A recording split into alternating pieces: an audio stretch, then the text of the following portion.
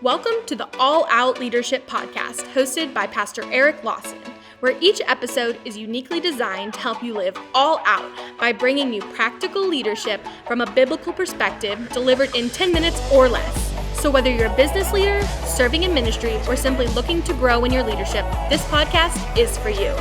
Before we dive into this week's topic, make sure to subscribe to the podcast and download the show notes at ericlawson.com/podcast.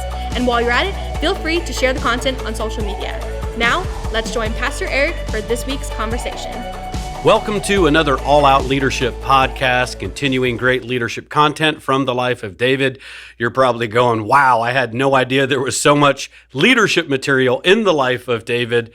How long is this going to be? A little bit longer, just a little bit longer, because the goal of this podcast is really building biblical literacy around leadership. There's a lot of great leadership content that's taught, but our goal here with the All Out Leadership Podcast is to give the foundation of biblical leadership to support so many of those great principles that we're taught. So we're building biblical literacy through this podcast.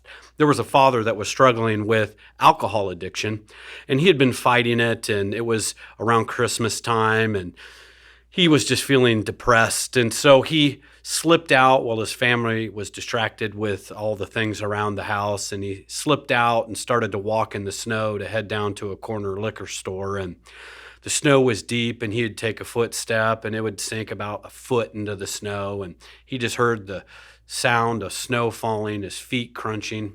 But then as he listened, he noticed another set of footprints crunching in the snow behind him, and he turned around to look behind him, and it was his 5-year-old son. His 5-year-old son was jumping into each of his footprint, following his dad. And he said, "Hey, Dad, look, I'm following in your footprints."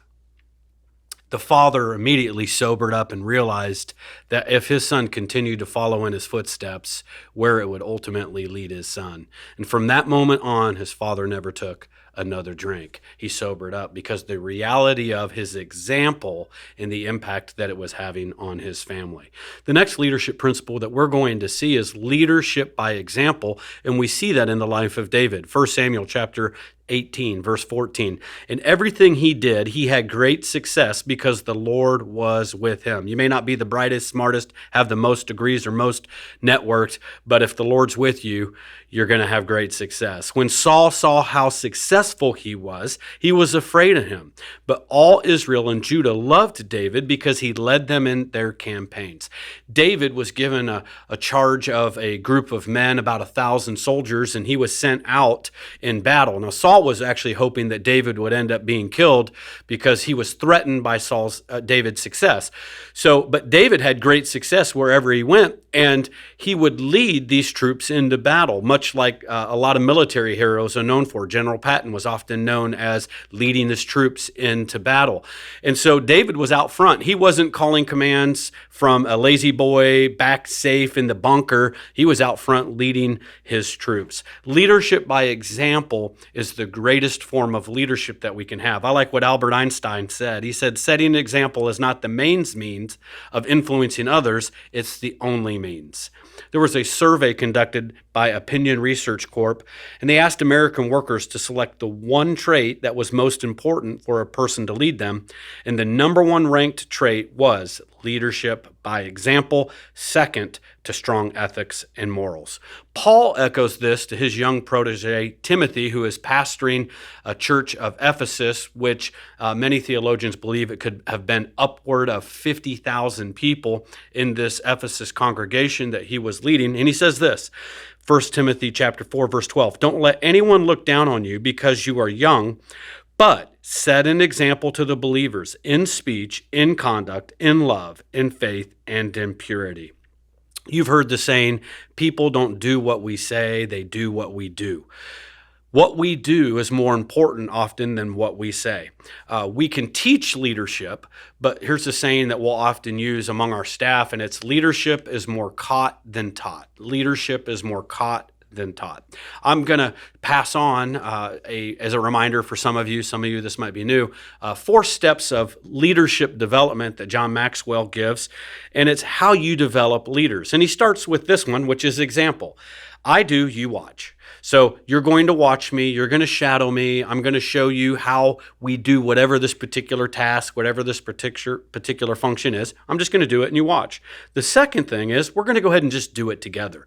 We're going to be side by side. We're going to work on this project. We're going to execute whatever this is. We're going to do it together. And then you're going to do it and I'm going to watch. And then ultimately the goal is to release them to be able to do it on their own. So let's say you're a mother and you're wanting to teach one of your kids how to cook. Hey, watch how I do this. Then, hey, let's do this together. We're going to cut the vegetables together. We're going to make this soup together. And then you go ahead and do it. And I'm just going to stand on the sidelines. I'm going to kind of coach as you go. And ultimately, when you're at the point where you can do it on your own, you can go solo. I'm going to empower you to go solo. You can apply this principle in every part of your life, whether you're a parent leading children, whether you're leading on a staff, you're leading an organization or company, you're a volunteer leading inside of the church. Example is the first and primary way that we lead. We teach what we know, but we reproduce what we are. We teach what we know, but we reproduce what we are. That's going to be in a future leadership podcast where we're talking about David and the law of reproduction, but that fit right here in leading by example. All right, some great food for thought on how we can influence others by starting with ourselves. See you next week. Thank you for joining us on the All Out Leadership Podcast. We hope you gained new biblical insight that challenged you to grow in your leadership. If you've enjoyed this week's episode, we would love your help in getting the content out farther. You can help by subscribing to the podcast at ericlawson.com/podcast and telling others about it. Next week, Pastor Eric will be back with another episode. So until then, we hope you have a great week being an all-out